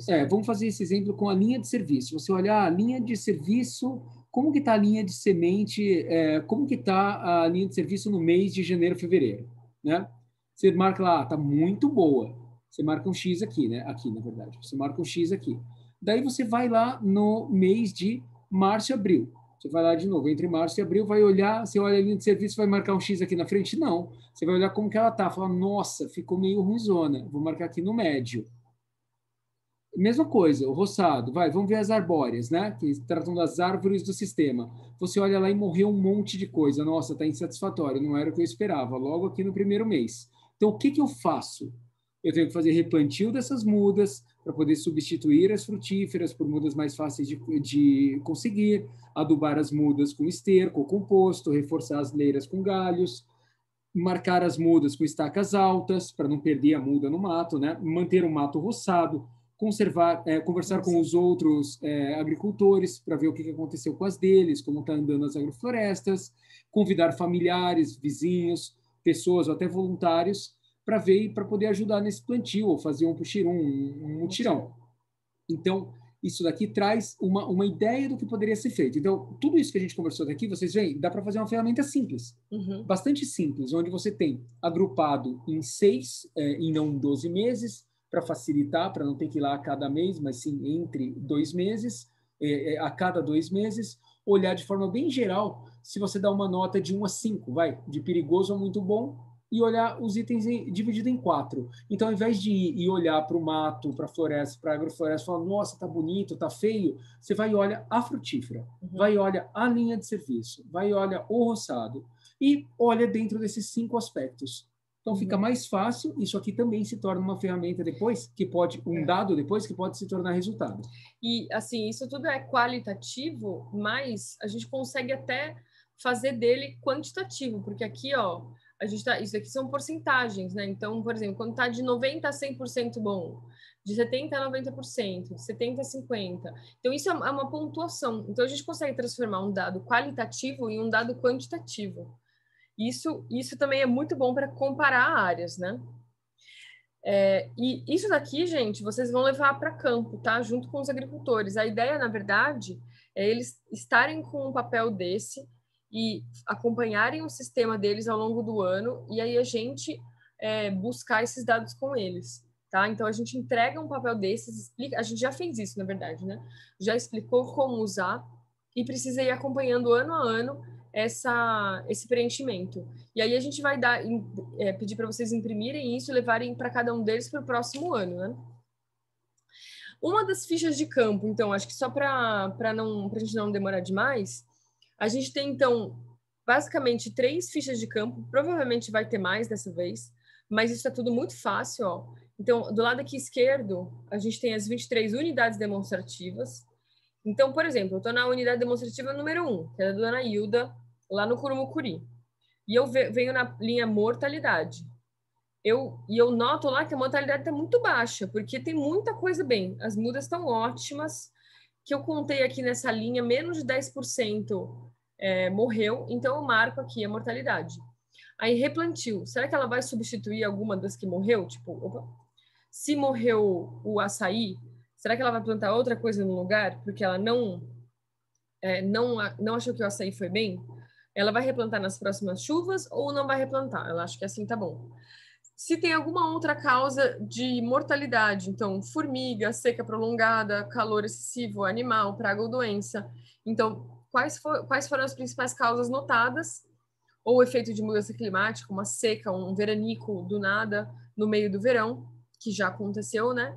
E os próximos passos. Que espécie que ele tiraria do sistema, que ele acha que não foi bem, ele não vai ter mercado, e qual que ela colocaria no próximo sistema. Eu não coloquei castanha no meu agora, mas eu queria ter castanha. E aí isso daqui a gente vai seguir para todas as UDs. A gente tem uma folha dessa só que a gente preenche para todas as UDs. A mesma coisa é essa daqui também. Indicadores de influência. Se recebeu visitas, se algum vizinho pretende implantar uma área parecida, indicador de aderência, se pretende expandir a UD, se pretende replicar o SAF em nova área. Então, isso, gente, depois vocês dão uma olhada mais aprofundada, mas isso daqui é para facilitar o processo em campo. Para a gente não ter um monte de papelada e ficar meio perdido em campo, a ideia é a gente ter essas fichas e preencher todos esses dados, porque ao final, se tiver alguma dessas linhas vazias, a gente sabe que a gente pulou um que está faltando, que a gente precisa ir lá buscar. E isso aqui é totalmente alterável, tá, pessoal? Pode ter lá, algum vizinho já encomendou um produto que vai ser produzido no futuro? Alguém prejudicou de alguma forma o estabelecimento do seu SAF? Tem várias coisas que vocês podem pensar que podem fazer sentido agora nas próximas fases do monitoramento. Você pode conversar e construir isso. Vamos lá. E aí, para cada UD também, então, isso daqui a gente coloca tudo em uma folha só, por exemplo, e cada UD a gente preenche uma dessa. Então, por exemplo, das operações de manejo, quem foi o responsável por fazer isso na família? Então, roçado e manejo das entrelinhas e do mato. Quem fez isso foi o homem. Então, você marca aqui, foi o homem. Fortalecimento na cobertura do solo. Putz, isso daí foi toda a família, porque deu muito trabalho, então todo mundo trabalhou junto. Aí você vem aqui embaixo, replantio das mudas falhadas. Quem fez isso foi a mulher. Ela que fez as mudas e foi lá e replantou. Então, isso daqui mostra pra gente qual que é o papel de cada um deles. A gente já vai mostrar os resultados disso, tá? E aí também aquele checklist que a gente falou. Então, a matriz de árvores. Tá quantos por cento de estabelecimento? E isso não é nem só de mortalidade, tá, pessoal? Também pode ser de qualidade. Se ela tá muito judiada, se ela tá muito machucada, se ela não cresceu muito bem. Então, a gente, pela nossa percepção geral, a gente fala, essa aqui tá 80%. A matriz frutífera, a linha de serviço, enfim. Isso daqui é o que nos facilita levantar os dados em campo. E aí, a gente vai fazer aqui com vocês esse daqui que é o Pairwise. Isso é um exemplo, tá bom, gente? É um exemplo de Pairwise, não são todos que são assim, né? Vamos fazer de forma bem rápida para não tomar tanto tempo de vocês. Aqui. Esse é um Pairwise de qual é a operação mais difícil na sua opinião. Tá? Qual a operação mais difícil na sua opinião? Eu vou ter que sair para escrever, né? Antes de vocês olharem para esse Pairwise, como ele vamos pensar no seguinte. Lembra da manga lá no fundo do quintal, da goiabeira, que o produtor não citou, que o agricultor não citou? Então, você pode criar um Pairwise onde você tenha listado um monte de nome de espécies, abacaxi, acerola, açaí, jambu, jabuticaba, coco, lista um monte de coisa, alface, o que você quiser, lista várias, e daí você repete elas de novo na matriz que está ali de uma na vertical, uma na horizontal. Vocês estão vendo que, ó, roçado das entrelinhas aparece aqui e aparece aqui também. Você espelha ela, tá? Você escreve aqui e espelha ela aqui. Escreve a outra, espelha de novo. E essa parte aqui de baixo é onde a gente vai preencher. Aqui a gente não vai preencher, tá? Só aqui de baixo. E daí eu vou fazer com bananas e laranjas, que é sempre mais fácil, só para citar. Então você pergunta, imagina que aqui tivesse escrito banana... desculpa, se aqui tivesse escrito banana, aqui tivesse escrito banana. Então essa caixinha não conta. Mas quando você vier aqui e ler banana e laranja. Bom, qual dos dois você prefere? Entre banana e laranja, eu prefiro banana. Aí você marca. E agora a gente vai fazer esse exercício aqui com as operações. Quais operações o agricultor considera mais difíceis? Então, por exemplo, eu chego para o agricultor e pergunto... Opa, deixa eu diminuir essa letra aqui para caber no espacinho que nós temos. O que foi mais difícil para você fazer no seu sistema agroflorestal? Manter a cobertura do solo ou fazer a roçada das entrelinhas? Aí falar, não, foi a roçada das entrelinhas. Então, beleza, aqui é roçada. Roçada foi o mais difícil. Aí a gente pergunta para ele também, o que foi mais difícil para você fazer? A adubação da produção ou a produção de composto ou ainda a roçada das entrelinhas? Putz, não, foi a roçada. A roçada é muito difícil mesmo. Isso daí me custou caro, eu contratei uma galera para fazer. Beleza. E ainda, comparado com a roçada, o plantio roçado da colheita da mandioca? Não, isso daí da mandioca dá trabalho. Não, então a mandioca dá mais trabalho. Beleza, então a gente faz aqui mandioca. Aí, foi a roçada ou foi o plantio, roçado e colheita das culturas agrícolas? Não, foi mais a roçada mesmo. A roçada. A roçada está ganhando. Vejam que a roçada está ganhando, a gente vai dar número para ela. Foi podar as mudas ou a roçada? Não, ainda foi a roçada. Foi proteger as mudas do calor ou foi a roçada? Não, ainda foi a roçada. Pergunta para mim, eu sou agricultor. Tá, fala. Foi manejar e colher as bananeiras ou foi a roçada? Não, roçada. A roçada é muito pesada. Estava muito denso. Foi o replantio de mudas falhadas ou foi a roçada? Roçada, não morreu nenhuma muda. Não morreu, né? Não, estava tudo bem, foi só a roçada. Foi a irrigação ou foi a roçada? Não, choveu bem, foi a roçada mesmo, não precisei irrigar nada. E aqui, então vamos para o próximo. Manter a cobertura do solo ou adubar e produzir composto? Olha, manter a cobertura do solo. Isso foi difícil? Foi. Então Foi muito difícil lá. Então eu vou colocar aqui, cobertura de solo. E ainda, manter a cobertura do solo ou então o plantio da mandioca? Vamos pôr cobertura do solo, para facilitar. Tá. E a roçada das culturas agrícolas ou a cobertura do solo? Cobertura do solo. Estava carregando de longe, foi sempre difícil colocar lá. Tá. Podar as mudas ou a cobertura do solo? Cobertura do solo. As mudas estavam pequenininhas, foi facinho de podar. Né? Proteger as mudas do calor ou a cobertura? Cobertura ainda. As mudas estavam bem.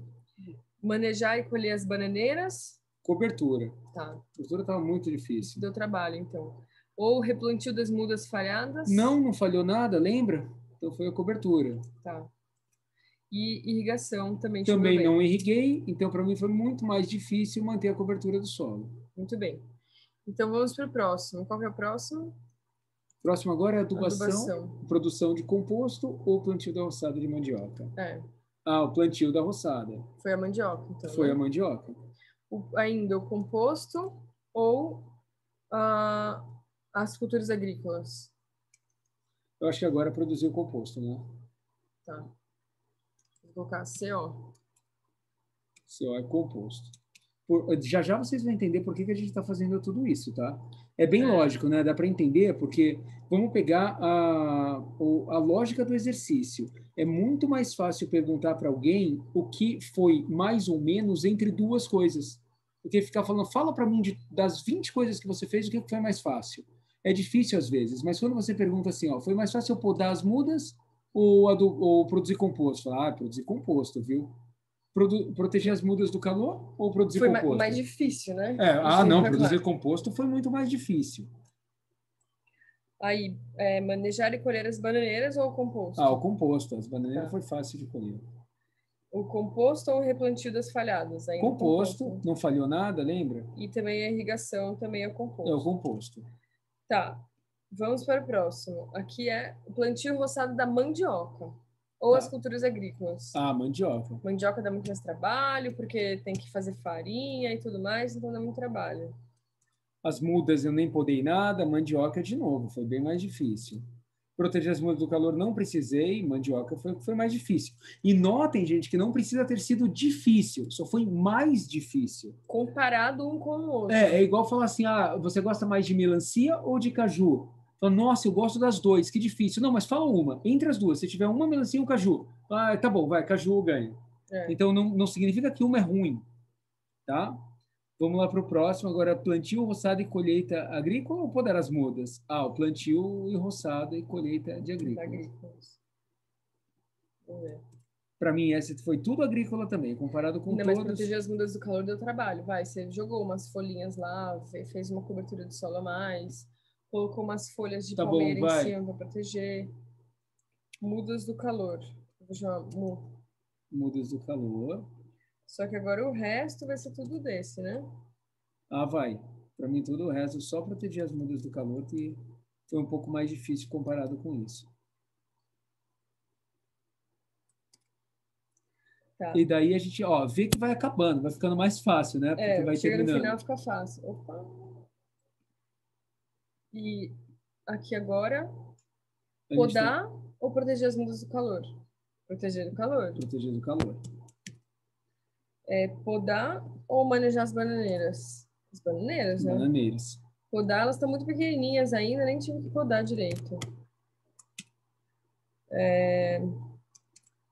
Podar ou replantar as mudas falhadas? Replantar, porque eu nem podei nada, né? Boa. E podar, replantar ou irrigar? Replantar. Não é replantar, é podar as mudas ou irrigar? Podar. Eu não precisei irrigar. Tá. E agora a gente vai fazer uma contagem delas, né? Vamos fazer. Mas eu acho que deu para entender a lógica, né? Manejar e colher as bananeiras ou. Qual que é isso? Coloca a bananeira aqui. Coloca tudo bananeira. Só bananeira agora ficou mais difícil comparado com essas, que não teve muito replantio, não teve irrigação. Então, quando eu pergunto, né? Manejar ou colher as bananeiras, bananeira foi mais difícil que o resto que não teve. Então, replantio de mudas falhadas. Não, aqui. Não, desculpa, aqui. Manejar e colher as bananeiras. Bananeira também. Aí aqui também ainda bananeira, do que irrigação. E por último, não tem nada. Não, replantio das mudas falhadas. Desculpa. Replantio das mudas falhadas ou irrigação? Replantio das mudas falhadas. Então, gente, a gente terminou esse exercício. Para que serviu fazer isso? Vamos transformar um exercício agora qualitativo em quantitativo? A gente vai escrever quanto deu de cada um, tá? Então, vamos lá. Vocês estão enxergando bem e acompanhando bem, pessoal? Fala um oi aí, só para saber se está todo mundo prestando atenção. Tá acabando, são os últimos minutos, tá? Para vocês não ficarem desesperados, mas, Tá dando de ver. Sim, tá dando de ver. Então, roçada. Tá tranquilo. Tem 2, 3, 4, 5, 6, 7, 8. Então, 8 vezes ele falou que foi a roçada mais difícil. Aí o outro de cobertura do solo, manter... Cobertura solo. A gente falou 1, 2, 3, 4... 5, 6, 7, 8. Certo? 8 vezes cobertura 8 vezes. Aí sobre... mandioca. A produção e o manejo da mandioca. Vamos ver quantas vezes ele falou mandioca. 1, 2, 3, 4, 5, 6, 7, 8 também. Tá? 8. Tá empatando aí. Qual que é o próximo? O composto, né? Adubação. Adubação aqui, né? 1, 2, 3, 4, 5, 6. Falou 6 vezes. Aí, qual que é o próximo? Mandioca já foi.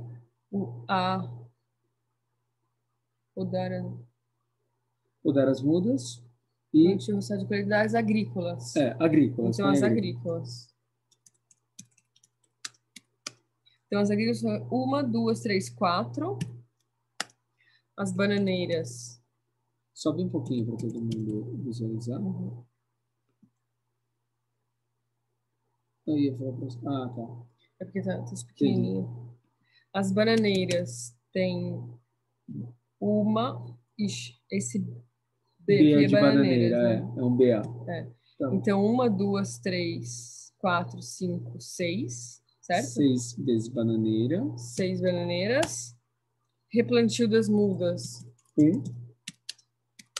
Não, ele aparece uma vez, né? 2. Só para vocês acompanharem o cursor do mouse, 1, 2 vezes replantio. Então, né? 2. Replantio e proteger as mudas do calor. Aqui, 2. Mudas do calor, 2 vezes. E nenhuma irrigação. Vamos transpor isso para o Excel? Só falta uma coisa super importante. Daí a gente faz e monta um gráficozinho rápido. Sim, total, né? O total. A gente tem que saber o total. A gente tem os dados, só que esses dados eles só fazem sentido se a gente fizer uma regra de 3, se a gente fizer a proporção deles. Então a gente tem que contar quanto é o total, tá? 1, 2, 3, 4, 5, 6, 7, 8, 9, 10, 11, 12, 13, 14, 15. 15 mais 6, 21. Mais 7, 28. Mais 8, 28, 36.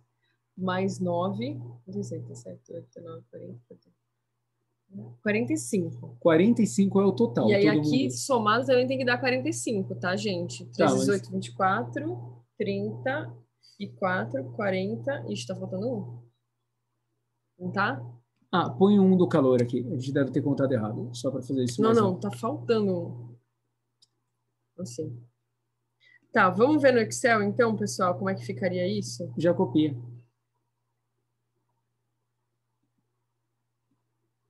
Daí, essa a gente deixou para o final, justamente para vocês entenderem como a gente transformou um dado qualitativo em quantitativo. Ó. Dá um zoom grande agora. Ixi, vai precisar.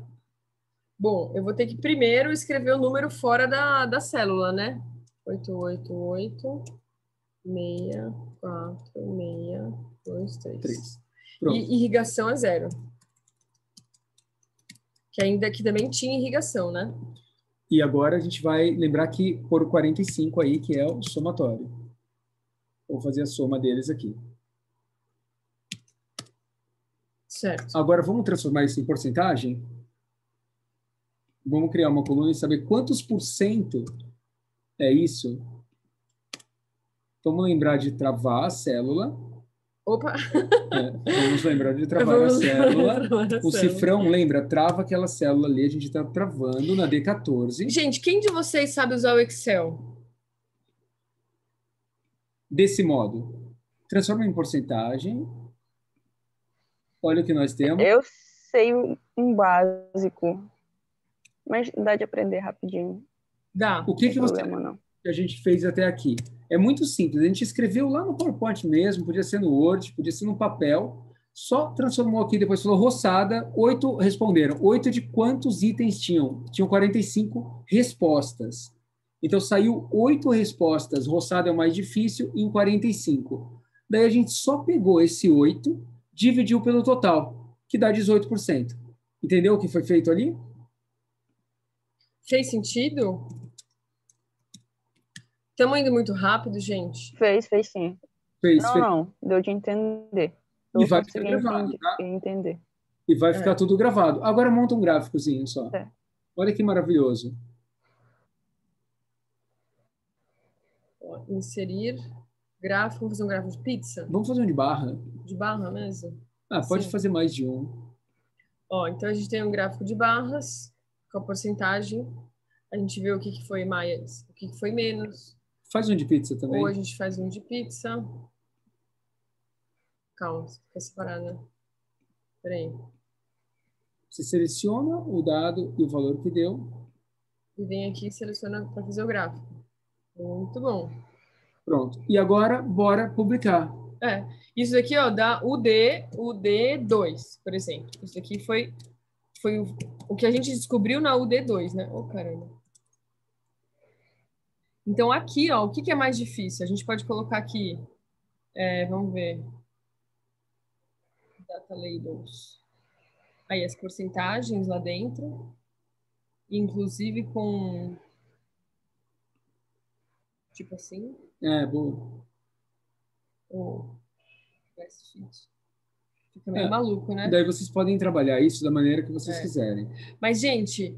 Posso demonstrar um gráfico? Pode. Só para a gente fazer. Suponha que a gente fosse publicar isso daqui agora, certo? A gente pode trazer isso daqui, um cara de publicação, e eu vou fazer um spider. Onde são eles?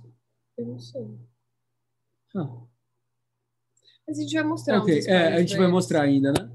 Tá, mas seria isso mesmo. Então, eu ia ver se tinha mais um outro gráfico aqui. All charts. All charts. Radar. Olha esse gráfico, por exemplo, que ótimo para publicações científicas. A gente usa muito. E daí, nesse momento, você pode pegar esse gráfico aqui, transformar literalmente em uma... Vou deixar. É por isso que eu trouxe ele aqui. Você pode estar preparado para ir para uma revista científica com o que a gente acabou de fazer. Não, vou apagar o título para pôr o título aqui. Vou pôr grau de dificuldade por operação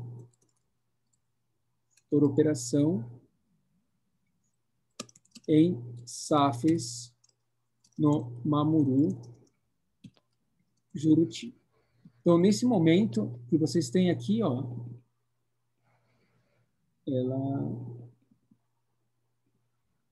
pronto, está todo mundo enxergando? Você tem um dado.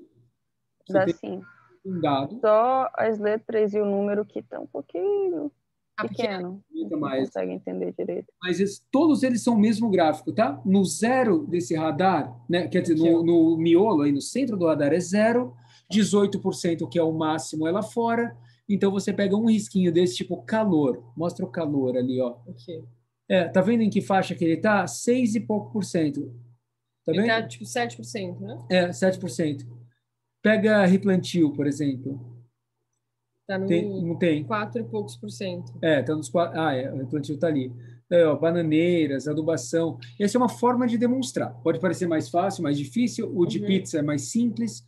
Mas, rapidamente, a gente foi no campo, colheu dados, transformou, tabulou esses dados, processou os dados, transformou qualidade em quantidade e criou um resultado, que pode ser o fruto do monitoramento. Eu acho que isso era o ponto principal que a gente queria chegar aqui com vocês. O que vocês acham, gente? Dá para fazer uma coisa assim?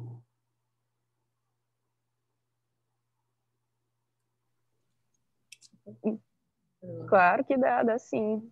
Né? Super tranquilo. Apesar de ser muitas informações, a gente, com um pouquinho de estudo, né? A gente consegue fazer sim. Não, dá para fazer. Eu acho que claro que a gente vai fazer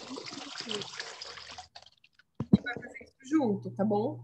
Mas isso é muito importante vocês terem essa noção.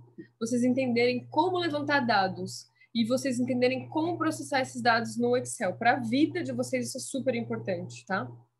Vocês têm agora as ferramentas e tudo que vocês precisam de teoria. Agora falta aí fazer isso na prática, transformar em dado, transformar em resultado. E assim essas aulas são para ser divertidas, tá, gente? Então é para a gente, às vezes é mais dado, menos dado, às vezes a gente fala mais, menos, mas a ideia é criar um diálogo que vocês entendam mesmo. Como as aulas vão estar gravadas, vocês vão poder acompanhar, mas também usem o chat, perguntem para a gente está aqui para ajudar vocês, tá bom? Bom, na verdade, o processamento e sistematização de dados é exatamente isso que a gente acabou de mostrar. Sim. É claro que a gente coloca isso numa planilha um pouco mais complexa, né? Na planilha do Excel um pouco mais complexa, mas ela traz os resultados de uma maneira muito mais mastigada, né? Muito mais clara de enxergar. Então, por exemplo, aqui, ó, a gente colocou da área plantada. Quanto que deu certo que foi plantado de fato? Então, a gente faz um mini gráfico dentro da tabela. Ou então, por exemplo, pensando naqueles itens que a gente falou, cada um a gente contou uma porcentagem. A fruta, as árvores, a linha de serviço. E aí a gente fez uma média de todas as UDs e viu qual que estava 100% feita, qual que não foi tão feita. Então, por exemplo, a cultura agrícola implantada, muitos agricultores não plantaram as culturas nas entrelinhas, tá vendo? Ou não completaram as leiras de biomassa nas linhas. E isso daqui mostra pra gente em que pé que tá o avanço do sistema, né? Aí, só um comentário aqui, quando a gente fala esse que é calibrado, ele é por área, tá? Porque o que significa? Isso daqui a gente fez por média em unidade demonstrativa. Então, por exemplo, a gente tem 22 dados, a gente faz a média de 22 dados, que deu 89%. O 91% deu diferente porque a gente fez uma média, como é que fala? Média ponderada. Isso, a gente fez uma média ponderada pela área. Por quê? Tinha UDs com 1 hectare, tinha UDs com 1/4 de hectare, UDs com meio hectare. E aí a gente deu um peso maior para essas de 1 hectare, porque assim a gente vê por área e não por número de UD. Então, por isso que a gente deu esses dois números aqui. Então, uma é a média normal, e a outra é a média ponderada. Volta só no outro gráfico para fazer um wrap-up, esse mesmo, uma explanação geral. Todas as vezes que vocês verem um gráfico assim, uma tabela com um monte de gráfico, um monte de número, um monte de corzinha e tal, você fala, nossa, quanto dado, quanto númerozinho junto, o que está acontecendo? Lembra, vai linha por linha, chega no resultado, isso aí veio do campo, tá? Uhum. Na nossa área, isso veio do campo. Não tem invenção, não tem coisa, isso daí é o que vocês conseguem fazer. Então, se vocês conseguem fazer, vocês conseguem interpretar. Uhum. Tá? Isso só fica a dica.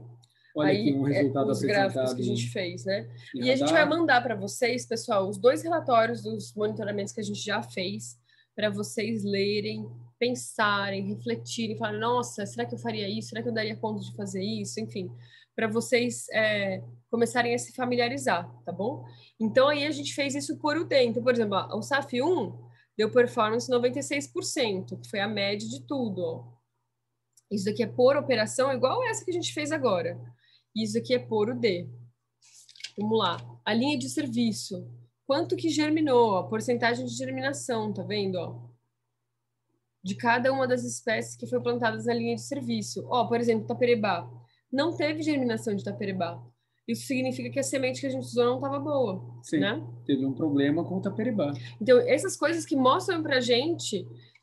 que dão subsídios para a gente ter tomada de decisão, né? Ó, por que morreu? As principais causas que a gente notou, ó, veranico, né? Muita seca no momento de calor, ou excesso de sol, que na verdade é basicamente a mesma coisa, ou muda com substrato ruim. Isso daqui foi muito recorrente. Então, gente, aí é uma coisa que a gente pode melhorar, né? Vamos fazer uma muda com melhor qualidade.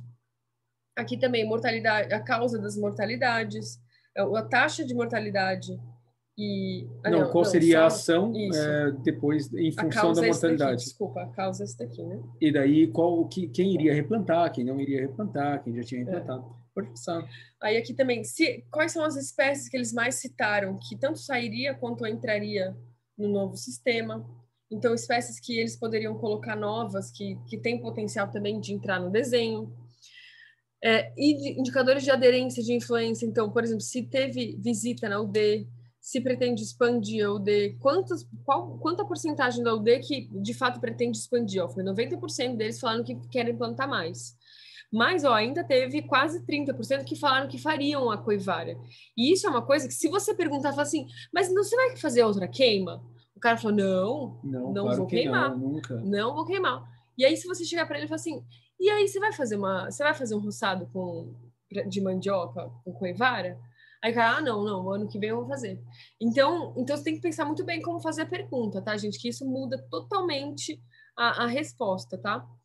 Aí também, a reação das pessoas que visitaram a UD, o número de participantes no mutirão de implantação, isso também é um indicador de influência, né? Então, por exemplo, aqui, ó, nesse último, olha aqui, foram quase mais de 25 pessoas que foram, né? Então, tem muita gente que se sentiu interessado em participar, né? Isso faz toda a diferença. Aqui também, indicadores de influência. O que cada visitante falou? Ó, acharam que era muito trabalho, muito complicado. Então, para a gente começar a perceber qual que é a percepção das pessoas, como que a gente está influenciando as pessoas no entorno para, de fato, disseminar a agrofloresta. Indicadores de aderência, ou seja, o que foi mais difícil na implantação, que foi exatamente esse gráfico que a gente fez agora.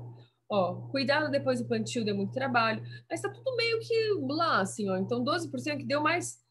O que foi mais difícil para eles foi o entendimento dos processos. Então, internalizar a lógica do sistema agroflorestal, entender a lógica do sistema agroflorestal, para eles foi o mais difícil. Porque, de fato, isso é um desafio, né? A gente está falando de um plantio de mandioca que é super simples, o que eles fazem. E a gente trouxe uma complexidade para eles. A gente teve que fazer eles darem uma raciocinada e pensar. E isso, de fato, é uma mudança de visão, né? Então, isso para eles foi uma coisa muito difícil. E aí, por último, indicadores de gênero. Acho que isso daqui é bem legal de mostrar. Ó. Por exemplo, aqui o laranjinha é a mulher, e o homem é um cinzinha. A gente vê aqui atividades relacionadas com plantio de mudas, coisas mais delicadas. Geralmente são as mulheres que fazem. E até, por exemplo, o recebimento, o contato com as pessoas, né, entrega, visita e conversas iniciais foram feitas pelas mulheres também. Enquanto que os homens acabaram fazendo o trabalho mais pesado, né? E aí, família, a gente notou que teve muitas atividades, teve uma atividade pesada da família, né? Teve bastante participação da família. Alguns agricultores, mas não muitos, lançaram mão de contratar diárias para algumas atividades, principalmente aqui, ó, derruba e roçado e preparo da área, que é e a atividade que mais teve, que não teve só a mulher que fez, tá vendo? Isso é uma atividade muito pesada, que a mulher geralmente precisa de ajuda para fazer, ou mutirão, né? Então a gente vê também que teve atividades como a abertura de covas, e a gente contou bastante com a presença do mutirão. Então, gente, isso tudo é para vocês começarem a entrar nesse mindset, nessa maneira de pensar, nesse mundo de levantar dados. Porque no final das contas, o monitoramento, assim como o diagnóstico, é um momento de levantamento de dados. É um momento que a gente tem a oportunidade de ir numa comunidade, num contexto, num agricultor, em uma região completamente nova, e a partir de poucas perguntas e uma organização de informação, entender muito do que está acontecendo lá. E uma vez que a gente entende, a gente sabe atuar, a gente sabe a melhor maneira de atuar para melhorar, para mudar e melhorar. Certo? Exatamente isso. Eu acho que é isso, pessoal. Gente, alguém obrigado. tem alguma dúvida? Mais uma vez. A gente falou muito rápido, foi muito difícil. Não tenho dúvidas por enquanto, mas caso surja assim nos meus pensamentos, meus devaneios aqui, eu vou mandar para vocês lá no grupo, tá bom? Quero agradecer a vocês, foi ótimo, foi tranquilo. Vocês não foram rápidos, foi tudo muito, muito bem explanado, muito bem explicado. Que bom. E claro que a gente vai rever também os vídeos, né? Só para internalizar ainda mais o que foi falado aqui hoje. Não, com certeza. É bom. Gente, muito obrigado. E vejam os vídeos, sim. Vai ficar disponível. E o grupo é um espaço de diálogo, tá? Conversem, todo mundo se conversa ali. Vamos tentar na próxima aula trazer mais pessoas ainda. E vamos nos juntar, tá? E obrigada por tudo, gente. A gente está super contando com vocês para fazer esse próximo monitoramento. Quando for rolar, a gente sempre faz uma outra conversa como essas. A gente espera, então, que vocês assistam essa aula novamente, que vocês estudem os 2 relatórios que a gente vai mandar para vocês se familiarizarem. E aí, quando vocês forem fazer, de fato, o monitoramento, a gente conversa e planeja muito bem como é que vai ser esse processo, tá bom? Qualquer dúvida... Tá certo, Paula? Obrigada, pessoal. Muito obrigado, gente. Paula? Obrigada. Paula? Pode falar, pode falar. A questão que eu ia perguntar aqui agora, que você falou, né? Tragam mais pessoas. Só para deixar para o pessoal disso, né? Que vocês podem convidar, vocês conhecerem pessoas aí que têm esse perfil para nos ajudar aí, porque como a gente viu, são muitas unidades, então com certeza a gente vai precisar de ajuda. E é para vocês trazerem, né, se deixar essa deixa aí para eles, convidar as pessoas que têm o perfil que pode nos ajudar nesse processo. Muito exatamente, bom. Sigam a recomendação da Camila, convidem todo mundo que vocês puderem. Porque, importante. Gente, para terminar a graduação de vocês vão precisar fazer um TCC, né? E é super legal a gente terminar a graduação com alguma publicação, né? Com algum conteúdo publicado. E mais do que isso, né? É produzir conhecimento. Isso faz parte de produzir conhecimento. Isso faz parte de estar na academia. Então, a gente está dando essa oportunidade para vocês, né? De pegar esses dados, pegar essas informações e transformar isso em publicações, iniciação científica, o que for. Tá bom? Então, a gente conta com vocês, pessoal, e a gente fica em contato pelo grupo no WhatsApp. Qualquer coisa, mandem mensagem para a gente. Tchau, pessoal. Muito, muito obrigada, pessoal.